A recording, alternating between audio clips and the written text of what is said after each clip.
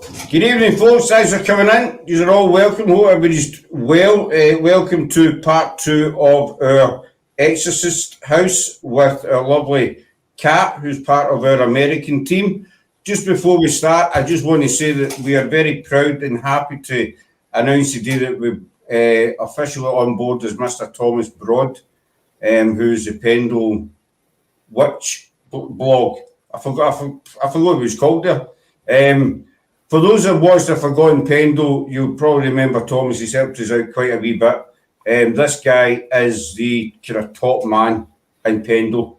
But if whatever happened in Pendle, he knows about it and he can back it up. Simple as that. So we're very, very proud and very happy to have him officially on board as part of our ever-growing PIH family. So hi Joe, hi Irene. Hope you're doing well. And Angelina as well. So we're back with Kat, who we did the Exorcist House. I was going to say Exercise House. Exorcist House. So I'll hand over to you, Kat. Give us a wee brief recap on part one and then get fired right into part two, though. Okay, good evening, everyone. I'm Tabby. And the last time I was on the show, I was talking about both the real story behind the book and the film called The Exorcist by William Peter Blatty. And to recap, the original story that Blatty wrote his book based upon was a 1949 incident of a 13 or 14, there's a little bit dispute there on how old he actually was, a family located in the small suburb of Washington called Cottage City, Maryland. And this young boy began exhibiting all sorts of varying signs of, demonic possession, as his parents would refer to it as. He was throwing completely outrageous behavior. Things were flying around the room. His bed was shaking. He was growling. He was gnashing his teeth. He was throwing profanities right and left. And he also did not like the fact that his parents were putting religious objects up next to him, thinking that perhaps that might help. Well, at one point, they decided to find out if their son had another problem other than demonic possession. They took him to the local Georgetown University hospital, which is located in Washington, D.C., and they had the tests run on him at that time in 1949, the tests that they had available, and they supposedly couldn't find anything neurologically wrong with him. And yet he continued to exhibit all these signs. So eventually the parents contacted a local Jesuit priesthood and had them come over and talk to the boy. And once they did that, based upon what the boy told them, what they supposedly witnessed at the time, they decided that it required or had enough information to take to their local diocese and ask them for permission to do an exorcism. And so they came to the boy's house. They did a certain amount, but unfortunately it didn't really take. But they brought in some Catholic priests on top of it, who also made the suggestion that they take him to St. Louis, Missouri, where the mother's family lived, and go to the hospital out in St. Louis that apparently had some extensive testing. They took him there, did some more physical tests and so forth on him. He continued to do or exhibit the same behaviors, and they eventually moved him to a Jesuit hospital where a number of priests performed exorcisms on the boy for a few months. And after those few months, he was supposedly fine. He had converted to Catholicism. They moved him back home to Maryland. He started exhibiting signs again. They took him back to St. Louis, did it all over again, and then suddenly everything stopped. He was freed of this demonic entity. Well, Blatty, in turn, saw the article in the New York Times, and he thought, well, that would make an interesting book. However, for privacy purposes and so forth, and, names to protect the innocent sort of thing, he changed the storyline from a boy to a girl. And because everything in the true story took place in a suburb near Washington, D.C., called Georgetown, he decided to have the whole thing staged in Georgetown. And a few years after the book came out, a screenplay was written and a film of the same name came out.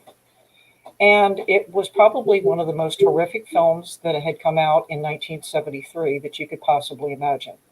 Between the makeup, the graphics involved, the soundtrack, the voices, and just the overall content of the film actually had people going out of the theater throwing up because it made them sick.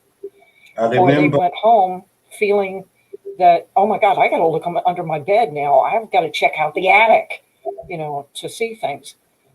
And it became such a rage that the next thing you know, demons are coming out of the woodwork. They're coming out of the toilet. They're coming out of the closet.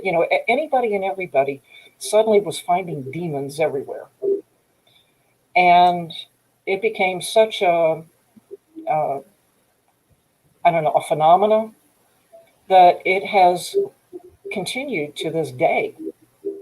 And there are so many fallacies about the story that have persisted. And that's where the second part of this comes in.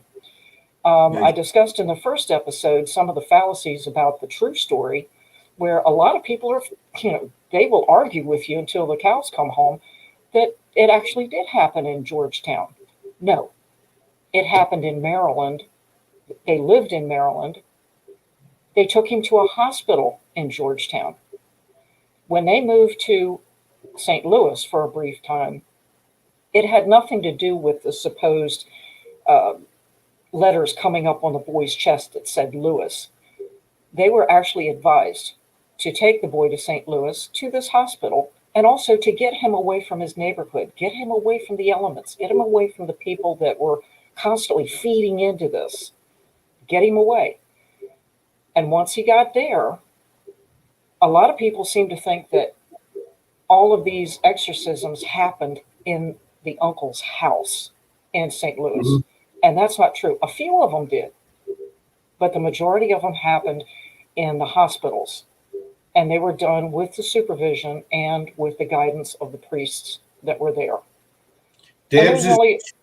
Sorry, Kat. Debs is asking, is it true the actress in the movie died in unusual circumstances after the film? There was Linda Blair. No, Linda Blair. Linda Blair is still very much alive. She's still very much alive. I know Debs, the little girl in Poltergeist, she passed away. Yes, she's the one that died under rather mysterious circumstances. Actually, both of the girls. But no, but what's really strange, and I will get into this later, there were some strange deaths that occurred during the time that the film was being made. Now, the last time that I spoke, there was a few things that I touched on that I think may have touched a few nerves on people, where I made mention that in 1949, mental illness was not really looked at as a scientific sort of thing. It was looked at as a stigma, where if somebody exhibited signs of having any kind of problems, they had a tendency to put them in an asylum. They didn't want to deal with it, and they really didn't know how. And they were performing all kinds of really horrid things, as most people know, in these asylums. Mm-hmm. So people were looking for alternative reasons as to why people were behaving the way they were. Even epilepsy wasn't really well known back then. And they figured that a lot of the signs that this boy exhibited like with the bed shaking all the time and things just rumbling around the room and everything because of his spasms. Why couldn't that have been epilepsy? Why couldn't it have been poltergeist activity on the part of this young boy because he was going through puberty? That's been known to spark human live poltergeist activity. And the fact that the young boy was rather fond of his aunt, who was into spiritualism, and the parents were not fond of that. They were very religious. And so when the aunt died, the boy was kind of left with this strict religious policy within his family. You get a 13, 14-year-old going through puberty. You have someone that is having a strict religion being put upon them. You have an aunt that died that gave him a great deal of attention. Now he doesn't have it. He had acne like nobody's business, from what I've understood from people that actually knew the family. And you put all these things together and you have this great mixture of not only physical and emotional energy, but the actual physical energy of an adolescent.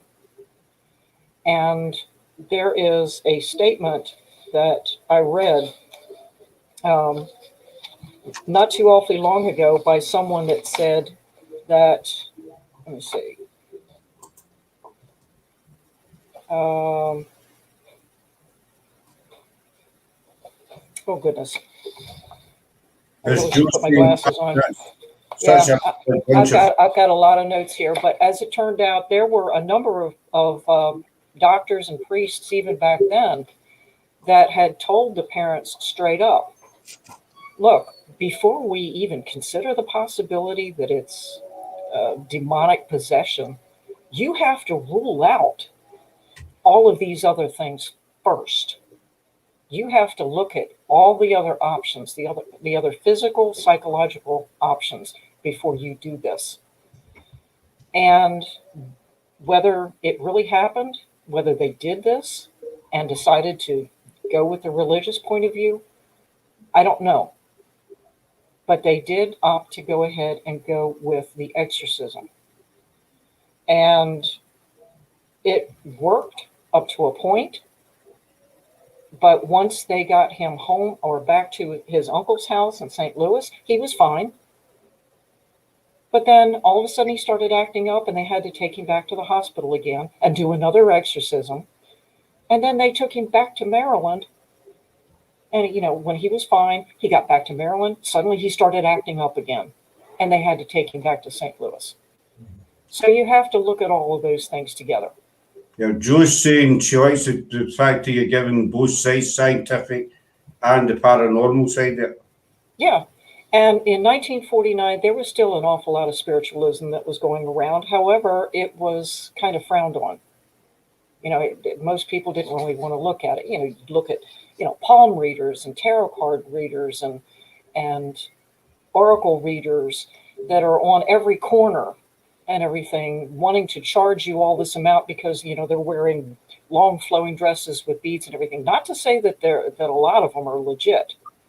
Mm-hmm. But, they come out of the woodwork as long as you've got the almighty dollar. Even I've gone to someone that read my palm. I took off my wedding rings and they told me my husband had died. And that's why I wasn't wearing my rings. What? Well, anyway, you take it all with a grain of salt, but you have to look at all of the angles here as to why this young boy had this happen to him. But once Peter Blatty decided that he was going to create a story, he had no clue that it was going to become a phenomenon. He didn't know that it was going to create such a big to-do. And ever since that time, it seems that demons have to have a certain criteria. That there's a certain way that that it's a demonic possession. Now, granted, according to the diocese, there is 4 stages. And the first one is infestation, such as footsteps, voices, apparitions, furniture, and other objects moving, odors with no discernible source. And it can affect not only the direct person, but the atmosphere as well as animals.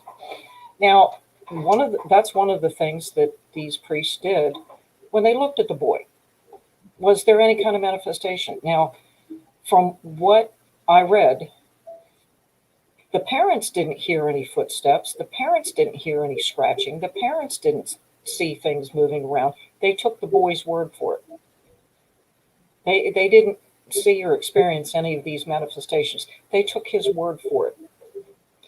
And then the second one is oppression. The activity steps up with physical attacks, sleep disturbances, nightmares, frequent and severe illnesses, depression, anxiety.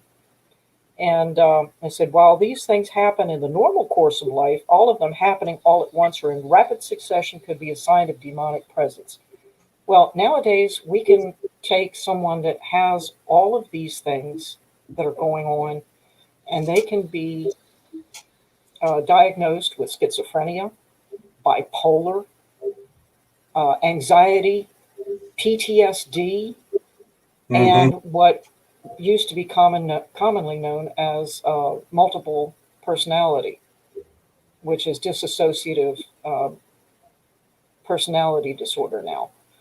So you look at all of those things from a clinical point of view, and you could put all of that to that boy to say that he was going through some sort of mental anxiety, mental trauma of some sort.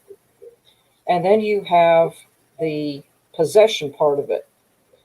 And it said contrary to popular belief, possession is not demons entering a person's body and taking over his or her soul. A person's free will is never removed, only severely compromised. And in possession, a person is so physically, emotionally, mentally, and spiritually broken down by going through the other three stages that demonic spirits are able to seize occasional control over that person's actions. So if you're looking at those four things, let's face it, any person who has gone through any kind of trauma in their life, you go through certain things to deal with it. And if you're going through anxiety and depression and PTSD or bipolar or any of these sort of things, or postpartum depression for women, from pregnancy and so forth, any of those things can wear you down mentally, physically, spiritually. And it's unfortunate that sometimes it happens to the point where people just can't recover from it. They end up having to be on some serious antidepressive drugs or go into some serious therapy. In 1949, when this young boy was going through all of these fits and having people shove religious artifacts in his face and trying to get him to do this and trying to get him to do that, and his parents telling him, well, you've got the demon in you, you've got a devil in you, and you've got all these people standing around in your bedroom paying attention to you while your voice is changing and you're shrieking at them in gibberish, but they're referring to it as speaking in tongues. Well, if somebody doesn't know Pig Latin, they're going to think that's speaking in tongues, but it's still English. And here they're looking at this poor boy as being so broken down. But let's face it, if you don't sleep properly, if you got somebody standing over you the whole time, waking you up to do something, anybody that's been in the hospital knows that you can't get rest in the hospital. You're always being woken up. They're either taking your blood pressure, or they're sticking a needle in your arm, or they're putting a thermometer in your mouth, or they're there to give you oral medications or something. You're lucky if you get 2 hours of sleep every so often when you're in the hospital. Yeah. By the time you get home, you crash and you're gone for days. They tell you rest. They tell you rest, and they're back an hour later to take your blood pressure, whatever, and then they say, right, try and rest, and an hour later they're back again. And you feel the same, you know what, I'll rest if you will leave me alone. Do you know what I mean? Uh-huh. Yeah. So with all of these things combined in 1949, you have to wonder You slept well. Why is it that these priests didn't look at all of these signs and say, that's it? That's demonic possession right there. Because they didn't have all of the resources that we do today. They didn't have all the diagnoses that we do today. It's not to say that the boy was faking anything. He just got caught up in something that he really couldn't deal with. And it just escalated and it snowballed. And I don't think he really knew how to stop it. But there were so many other fallacies that went along with the book. Not only did they not live in Georgetown, they also didn't go to St. Louis because of the writing on this boy's chest. They didn't perform all of the exorcisms in that house in St. Louis the way the para programs make it out to be. And once everything was over and done with, they moved back to Maryland for the longest time. And it wasn't until a few years later that the family decided, well, we better move out of here because the neighbors and everything just didn't want them there. They were made to feel very, very unwelcome. So they moved away. And the person's name, there's a couple of different names that are referred to in that family. One of them is Mannheim. One of them is Kunigler, something like that. There's another name associated with it, which I am not going to repeat because it has to do with the actual family out in St. Louis. For privacy purposes, I will not reveal that. But the fact that his name has been changed in so many different ways down through the line. Supposedly, Blatty got in touch with him years later because he had been in contact with the family. And he himself would not reveal the family's true name for privacy purposes. He wouldn't do it. So for people to say, oh, yes, well, this is what the family's name really was, and that's what the family's name really was. No, that's not the case at all. Everything was just changed to protect the innocent, to protect those that just really did not want to be in the media. They wanted this behind them. They wanted it gone. And so when Blatty decided to write his book and everything, he had to let the family know straight up, this is what I'm going to do, and this is how I'm going to change it. And I'm definitely not going to reveal where you are, what your real names are, or anything. And he did, and that was fantastic. Now, some of the things that were associated with the family, and I thought this was...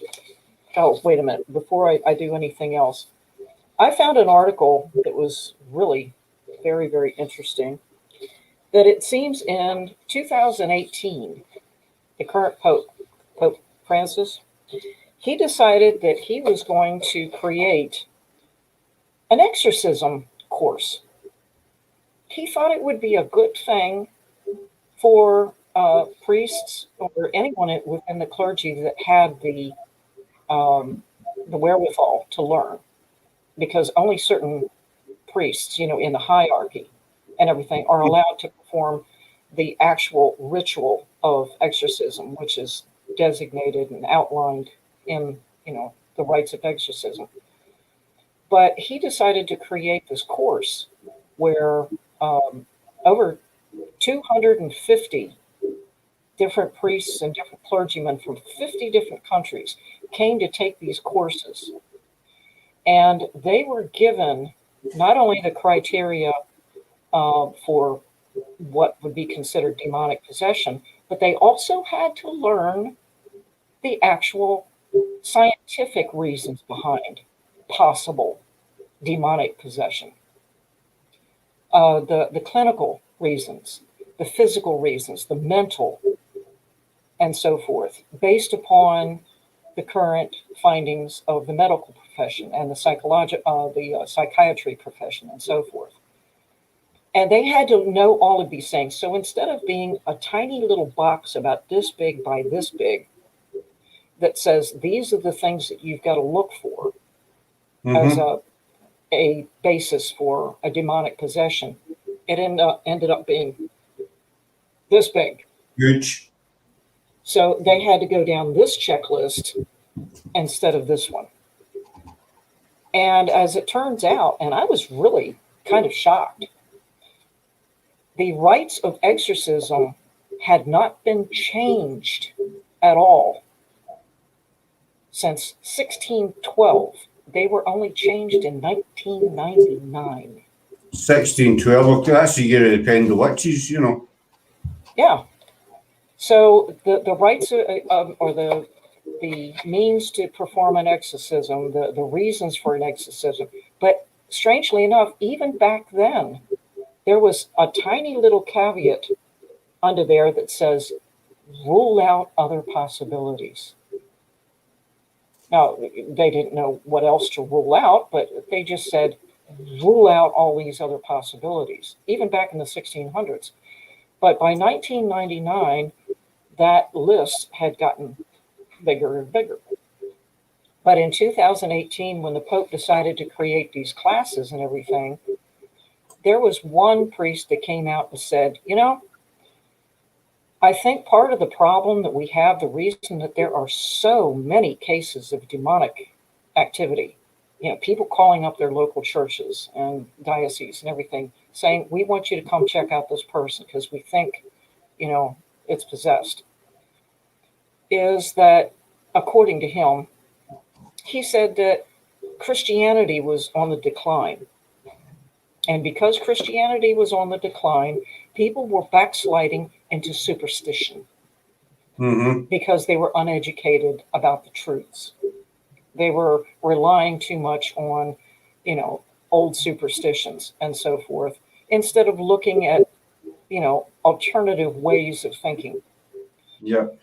Joe, sorry, Kat. Joe's asking, do you think they considered, excuse me, do you think they considered the scientific side or favoured demonic possession? If you're referring to, say, the clergy, in truth, they would rather rule out possession as a scientific problem, mental, physical, something like that, because the number of qualified exorcists within the clergy all over the world, you know, the various different, you know, there's a few countries that have them everywhere.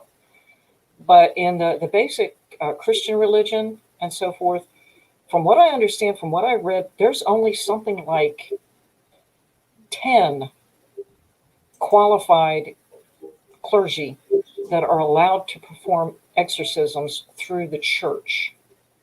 And out of those 10, only 2 of them are allowed to perform the highest rite of exorcism. And that has to be given permission by the Pope. And those are so rare that there have only been, you know, a handful of them in, you know, so many years.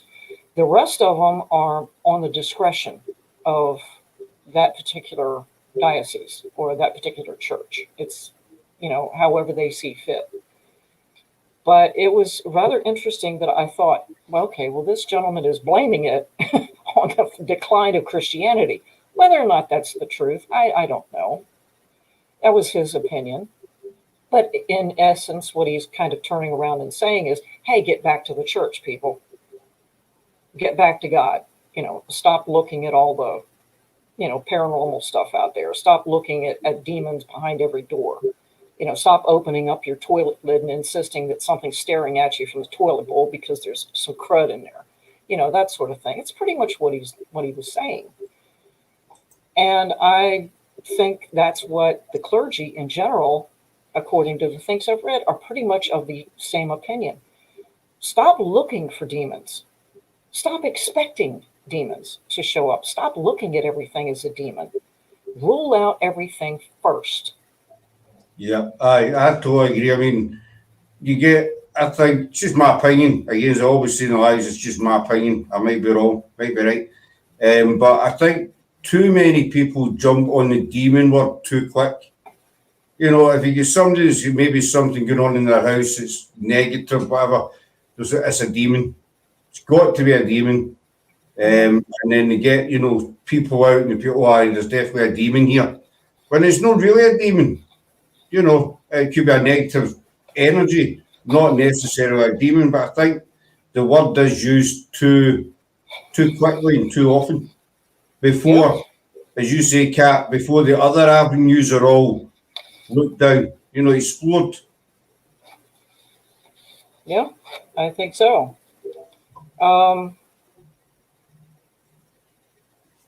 Okay, there was one point that was brought up by one of the clergy during the course of these exorcism courses and so forth. And he brought up, somebody asked him, what are the objections to doing an exorcism? What's the downside of doing an exorcism? And he brought up a very good point in this. And he said, because there's a widespread criticism of exorcism and concern that it has been used by a variety of religious practitioners to carry out abuse of children and other people or other vulnerables. Mm-hmm. And I think that's probably the case as well. I mean, how often have you read in the newspaper where parents have tortured their kids because they're possessed? Just because the kid doesn't mind them, so they use it as a throwback excuse to hold their kid down and burn them with candle wax or something stupid or even worse. Into beds and kind of stuff. Karen saying yes, more people than ever are asking for exorcisms, despite more understanding than ever of mental illness and environmental factors. Yeah, and I think that's why the one priest was saying, get back to your church, learn the fundamentals, learn the truth about exorcism. And one of these courses, definitely reminded the exorcists or the priests and the clergy that were taking these courses, is that true demons only inhabit people. Mm-hmm. They don't inhabit buildings or objects. In other words, there's no such thing as a possessed house. There's no such thing as a possessed object or whatever. It could have a spirit attachment, but not possession.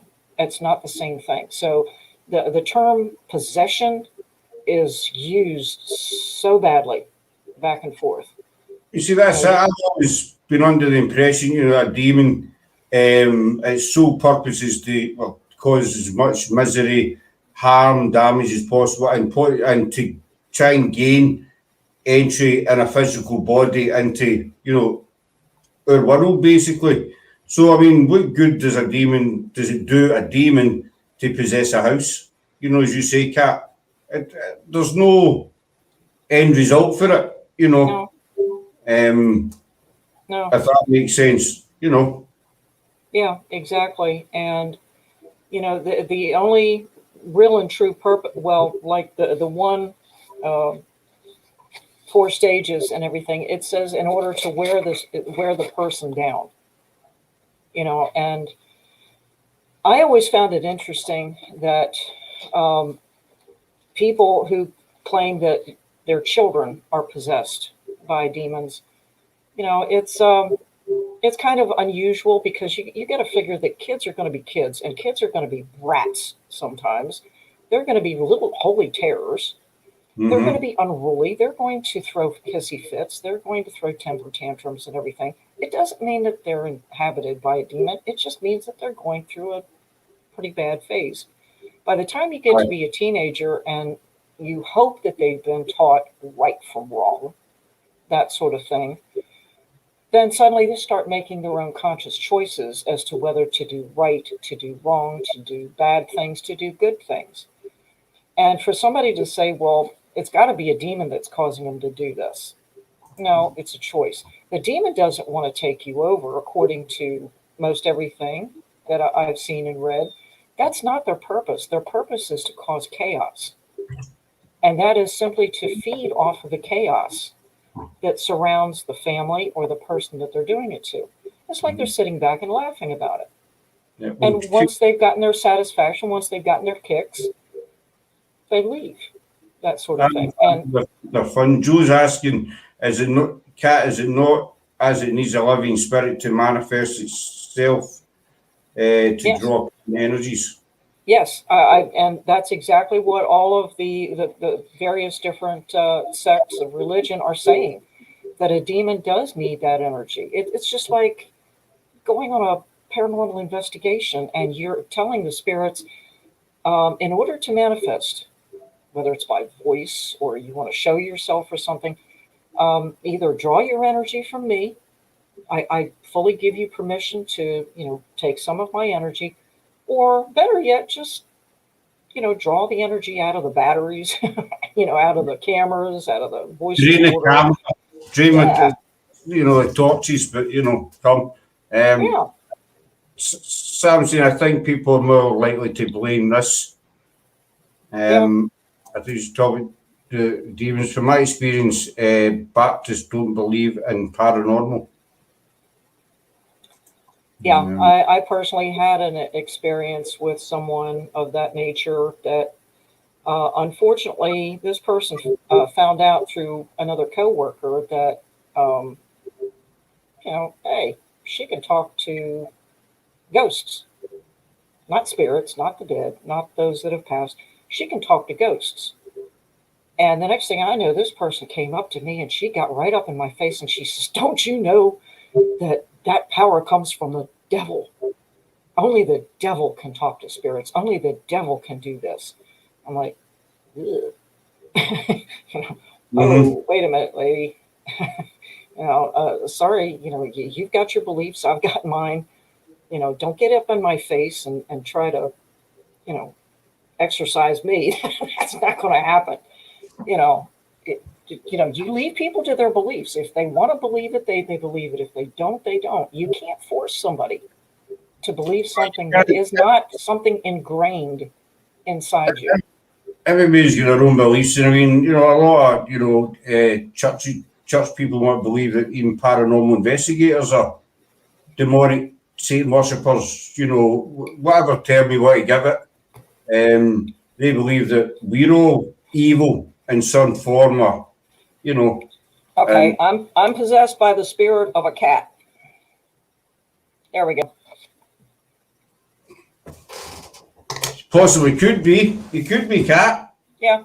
I mean, what you were saying about teenagers, and teenagers can be a right handful, as every parent knows, because they're going through so many changes, and females go through all the bits and pieces, shall we say, and and I think a lot of parents who are deeply religious do look upon it as they're possessed. There's something demonic round Yeah. about them. But they're just being a normal teenager, a pain in the neck, or, moody, or whatever, as teenagers are. Misty is saying you've got a beautiful cat on the back of your sofa. Oh, Oh, right, the black one, right. yes, that one's Kira, and the one that's coming onto the screen right now is her son Merlin.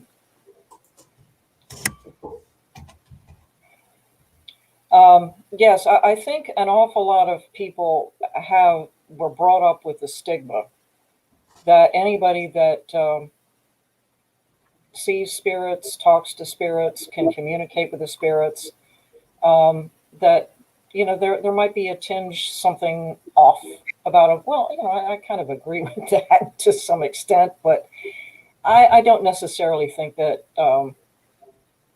what abilities that we do have to be able to see, hear, and feel the spirit world has anything to do with any kind of demonic type of presence. That it comes from something other than just the fact that we're attuned to nature, we're attuned to human beings and the energy that are given off. Both, it's like empaths. They respond to the living energy. Mediums respond to those that have passed. It's Mm-hmm. just as simple as that. And I mean, it And dates back, it's quite common, it dates back centuries. Again, I'll go back to like Pendle and, the witch trials and stuff like that. As you say, people who were maybe mediums, no doubt even mediums back then. Obviously, these people didn't realise what they were, or they were empaths or sensitives, and, and a lot of them back then, if they were seen maybe talking to a spirit, bang, you were a witch, or, and That was Or if you. they had black cats.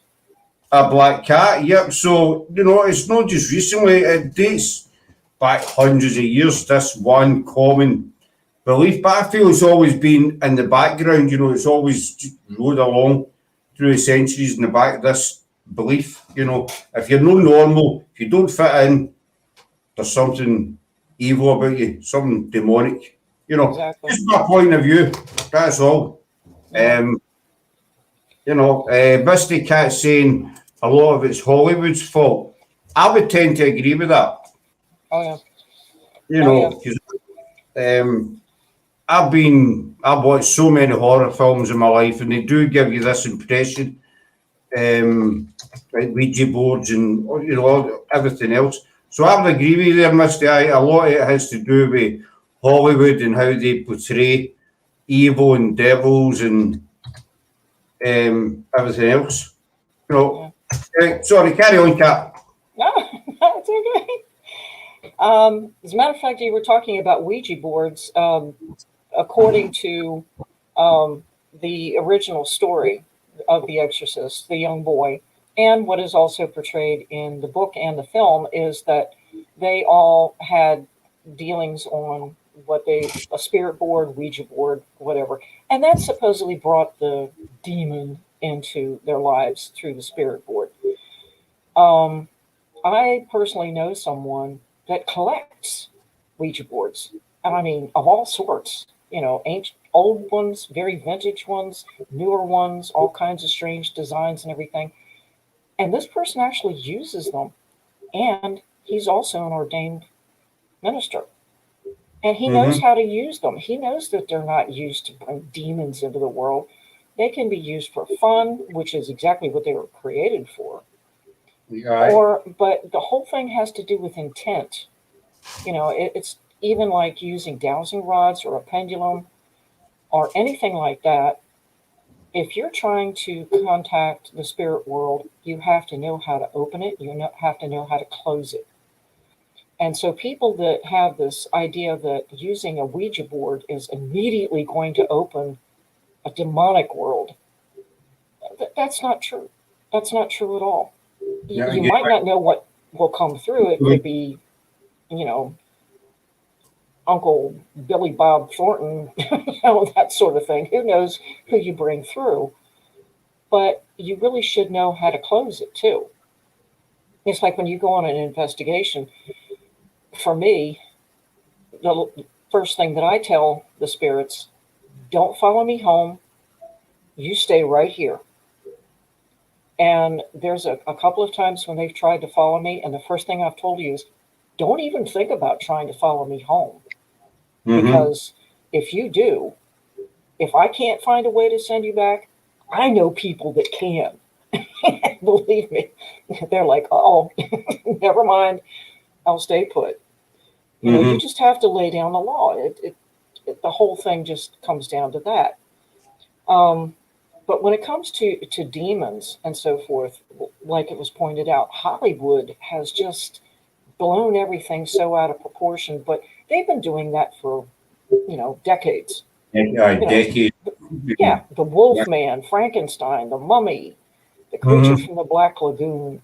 And then, of course, eventually it ended up getting all the way into the hack and slash movies, which I can't stand. I will not watch those. And then, of course, some of the more modern ghost stories and so forth. But then you've got the demon stories. And then you have other stories about demons, like, the Exorcism of, Audrey Rose, I think it is. And then, of course, you got the so-called demonic presence in the Amityville house. And, Hollywood just blows everything all out of proportion. And writers absolutely love it. Now, one thing that I thought was really great, and for those people that have never actually read the book, I suggest you do. Because it is about as close to the real thing without being the real deal. And Blatty did a very good job of keeping it as close to the actual events as he possibly could. And to me, if they had kept this book and made a screenplay directly from the book, it would have been a lot more terrifying. It really would have, as a film, because they left so much out of there. I mentioned it in the first segment, that it dragged in the very beginning. They could have cut like 15 minutes out of that film. Everybody was like, wake me up when something happens type of thing. Mhm. And then once it did, some of the scenes were borderline silly, but then the dialogue was excellent. The sound effects were excellent. The voices were excellent. And they could have done with that head spinning thing. That was hilarious. Even today, I look at it and go, no, I think they that didn't do that. Seriously. I think No. it's going to be one of the most famous movie scenes ever. Yeah, and it was so silly. I mean, it freaked people out back then, but those people that saw it back then and watch it again now, they're like, why did I get freaked out by that? You can see that it's a mannequin, and it's... That's it, because it was new. It was different. I mean, I'm the same. Yeah. I watched horror films back then, in the 80s, like Friday. I love Friday 13th movies, but, if you watch Friday 13th, part 1 to part 7, whatever, I used to think they were amazing. But see, when you get older and you watch them again, and you think, well, why was I scared of that? Why did that freak me out? Yeah. So back then, when they done the head spinning thing, I think it's because nobody had ever seen it before, nobody had ever done it before. So this was brand new to, movie making, cinema. And so people like that, oh my God, never seen that before. And I think that's what's stuck in their minds. But as you say, now they watch it and see, well, that's a doll. Oh, yeah. And so turning the head round, Yeah. But I know when you talk about books and movies, I've read a few books and then watched the movie.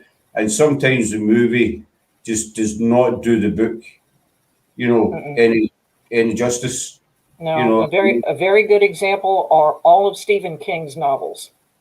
Every single book that Stephen King has written that has a horror genre, every time they make it into a film, it's like, oh, please, you left out all the good parts.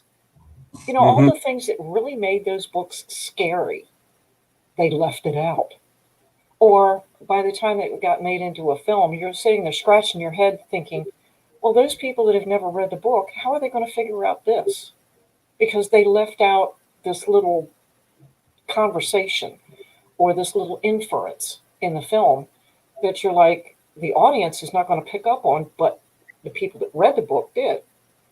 Mm-hmm. And probably, for me, one of the worst films that they could have made a movie out of was Cujo. That was the silliest movie I've ever seen, made from a Stephen King novel. Don't even bother. It's not even worth a couple of hours to watch it. No, one that sticks in my mind is, and it was a good film, but I read the book first, The Da Vinci Code. Yeah. I like Tom Hanks, so I watched it anyway. I'm a Tom Hanks fan myself, and so I read the book. I think I read the book twice or something, and then I watched the film. Sorry, hairball. Hairball. A football. To me, the film was good, but the book, because a couple of people say to me, what did you prefer, the book or the film? He said, well, I preferred the book.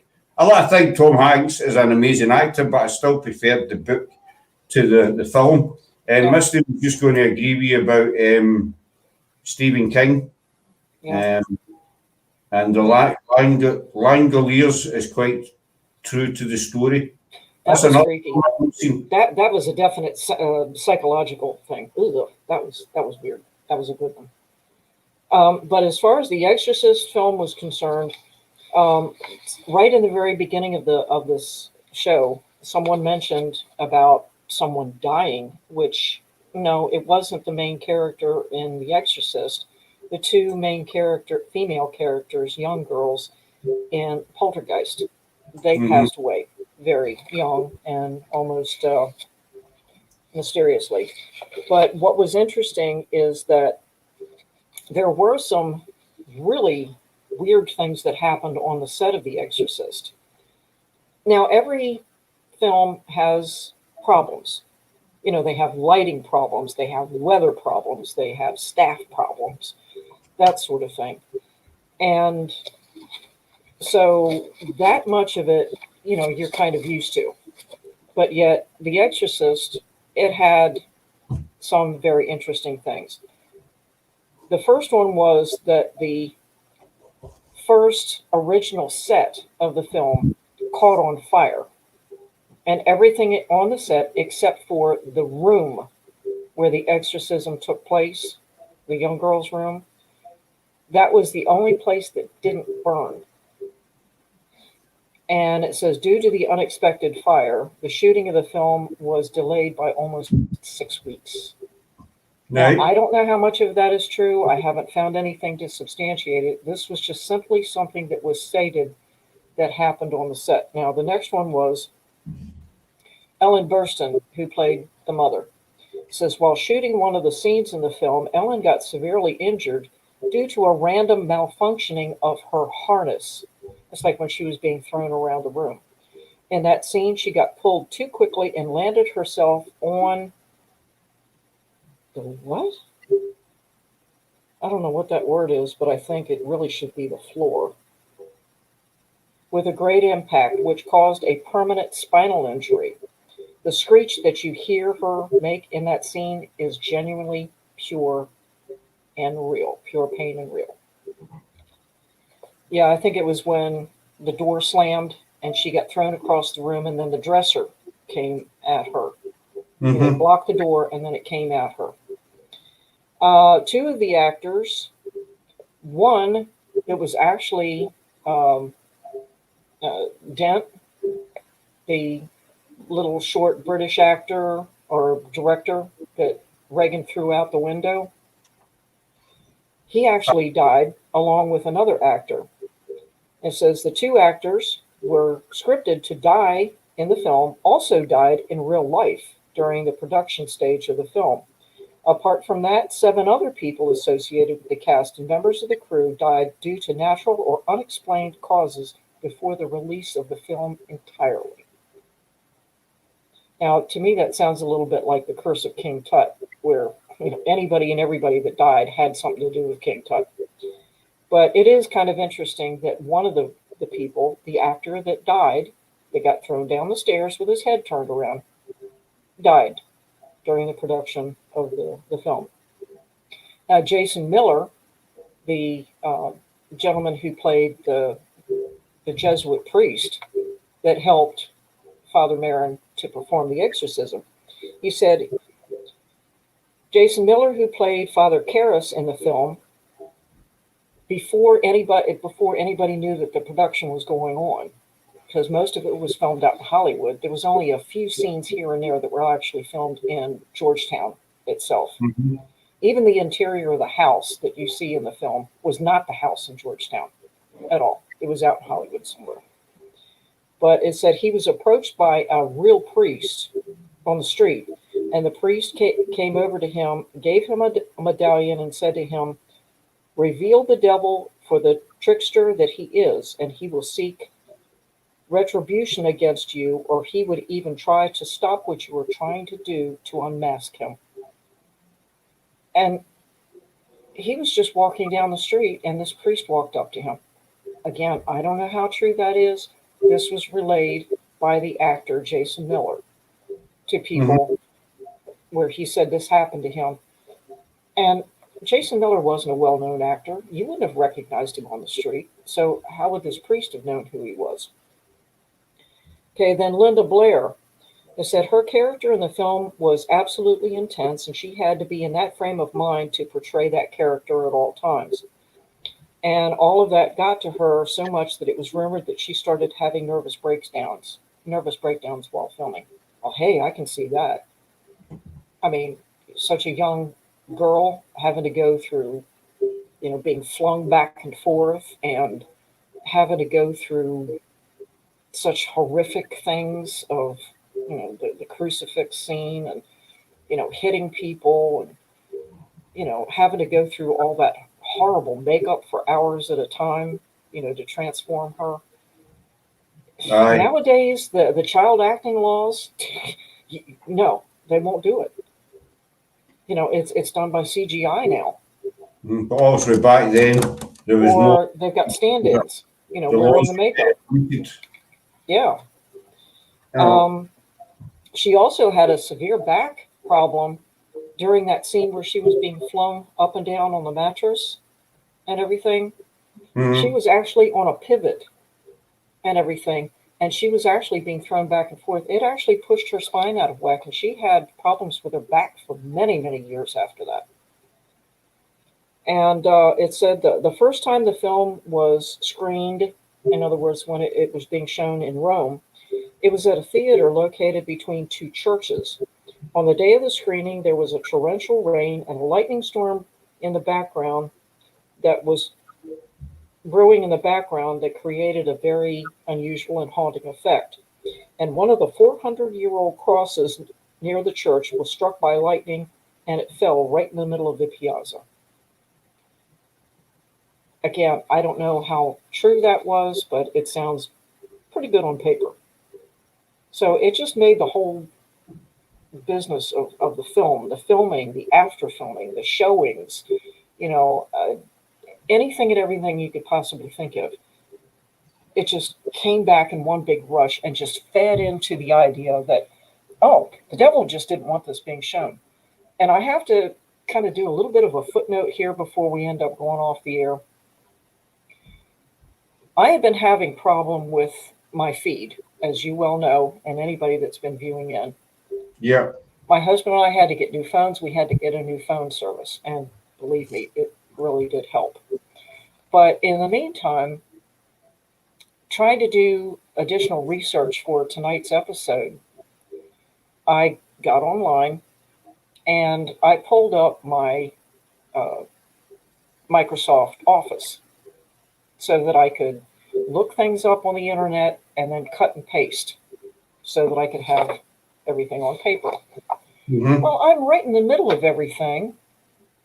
Then suddenly, right in the middle of doing the 4 stages of possession, I'm trying to put in something else underneath that on that page, on that blank page. Then suddenly it comes up saying, you can't add this because your Microsoft Office needs to be activated. What? What are you talking about? My Microsoft Office has to be activated. No, it's got to be activated. You can't cut and paste. You can't create a new document because you need to put in an activation key. Oh, I'm sorry. I paid for my Microsoft Office years ago. What the heck are you talking about? So when I tried to redo it, it said that I had a Microsoft Office program that I didn't have. I don't know where that came from. It says you're going to have to give us a product key on this version of Microsoft Office, which I did not have, never have had on this computer. So I had to shut everything down, turn off the internet. I had to shut off my antivirus and everything and go into my activation program. And I hit it and it says, oh, why are you trying to activate this? You already have it, but while you're here, why don't you update your drivers? I'm like, okay, I'll update the drivers, no problem. Click. The next thing I know, it comes up saying, okay, now activate it. Click, activation in progress, ding, successful. So why that happened in the middle of it, and it was weird that when I was trying to cut and paste, it kept changing the header, and it took entire blocks, entire, and then would put them someplace on the page. And I'd scroll up, and it was in the middle of this page up here, and this part of it was all the way down here. It was like it just pulled and grabbed stuff and put it randomly all over the page. I'm like, what the heck is... Sorry, there's an airplane going overhead. And so by the time I finished activating and everything, I had to go back and do the whole thing all over again. I had to, reactivate my antivirus. I had to get back online. I had to look up the same websites all over again, create a whole new document. Finally, it worked, printed it out. There it is. But why did that happen? I don't know. I have no clue. I don't think it was a demon, but I think perhaps one of the spirits that likes to visit me. If he gets too close to my computer, sometimes he'll fuzz things out, and I'm going to have to give him a good talking to because he caused me over 40 minutes worth of look. You know, I wasn't happy. I think you're going to need to have a word with him, though. Definitely have a wee word in his ear. Yeah. Especially when you're trying to do stuff for us. Just tell him, you know. Tell him I'm gonna sick the guys from Scotland on him the next time he decides to pull that stuff. I just tell him you're coming there to rattle him, basically. I mean, Perry's saying it was the internet demons. Yeah. Messing with you. Yeah. Yeah, there was the ghost in the machine sort of thing. But it was aggravating. 40 minutes of research just gone.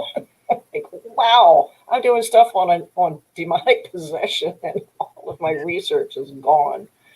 Yeah, I've got one question for you, Kat, before we wind it up. I don't know if I asked you this the last time or you answered it the last time. Obviously, the original story, the real story, is concerning a boy.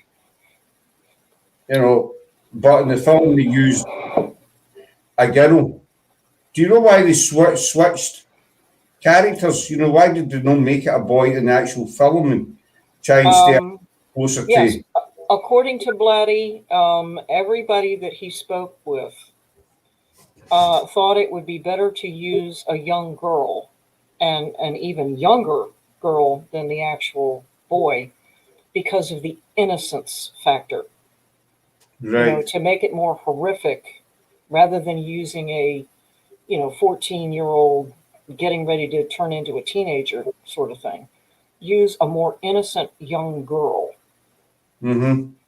And that way it would create more intense idea that, oh my God, if a demon can possess such a young girl, what else, who else could it possess sort of thing. And, for me, looking back on it now, that made an awful lot of sense. He also wanted to disassociate the truth from his story, again, to protect the family. If he had portrayed in the film, in the book, and then in the film, a 14-year-old boy, then people were like, okay, well, I know it was based on this true story. Yeah, okay, I don't know. Maybe this kid just had some problems, sort of thing. Rather than looking at a 10-year-old young girl with no real thoughts of, having demons take her over or anything. So, Right. yeah. I'm I'm not even going to mention that on the. OTT, but it's in the film, and but it's a good point, Misty. It could only be a girl, basically. But we'll wind it up there, Kat. So many thanks, though. I think you've done amazing. I hope everybody in the chat agrees with you. Just before we go off, two things. One is this young lady? Oh no, she's over there. Is this young lady's birthday tomorrow? Isn't it? So we just like to, whole PIH just wants to wish her a happy 21st. And we hope you have a great day. Gonna try. Thank you. And thanks to everyone in chat. Sam says brilliant as always. Misty is saying thank you so much, Kat. That was really interesting. So you're a hit, doll. There you go. Angelina saying happy birthday already. Hi, Chantel. So Kat is 21 tomorrow, or so she tells us. You are so nice. I know. I'm a Glaswegian. It's a Glaswegian in me. Happy birthday, Kat, and hugs to Misty Kat. There you go, doll. They'll be flying. From one cat to another. Thank you. they'll be absolutely flying in. So thanks again. Thank you. For tonight, and so we're back tomorrow night with our PIH quiz tomorrow night. Basically, what it is, a resident author, Karen Perkins, is coming in. She's going to host a live. And as everybody knows, we've been covering a lot to do with Pendle. And so Karen is going to quiz us on Pendle. Because everything we've done in Pendle, we've been asking the questions to people. So I thought, well, you know what? Let's turn it around. Let's see how much we actually know or we've actually learned, over covering Pendle. Yeah, so Karen Perkins is going to come in and she's going to be the quiz master or quiz hostess, or she's going to ask these questions. That's the easiest way to say it, I think. Thanks, Misty. Thanks for coming in, Doc. Thank you very much for that. So that's tomorrow night. It's either 7 p.m. or 9 p.m. I think it's 7. I don't know if Karen's still in the chat, she tells. It should be good. Hopefully we'll get some correct answers. We'll be pretty embarrassed if we get them all wrong. What do you think, Kat? We get them all wrong, considering the amount that we've done in Pendle, and we're going to Pendle in July as well. So, I'll have to make a whole lot more sheets. Or there'll be no cheating, there'll be no sheets, no Wikipedia. No fair. Nothing. Everybody has to keep their hands in plain sight at all times so that they can't go on their phone and Google the answers, Nothing like that. Hey, Clint, but Clint's coming in as we get out. Hey, Clint, buddy. Hope you're doing well. So that's tomorrow night. We'll put a post on Facebook tomorrow anyway. It's either 7 or 9. Can't remember. That's the PIH quiz where we are getting grilled. And then we're out in me and one of the other team will go out in an investigation on Sunday, which will be live as well. And that's about it for just now. But happy birthday again, Kat. Thank you. Enjoy your champagne and, whatever. Key to the door. Know what I mean? But I'll hang on to you for a wee second after we come off. Clint says he's 18. Well, I'm not going to dispute that. Maybe I'm 27. I mean, so hopefully you'll join us again tomorrow night, and take care, everybody. Till then. So bye for now, folks. Good night, everyone. Stay safe.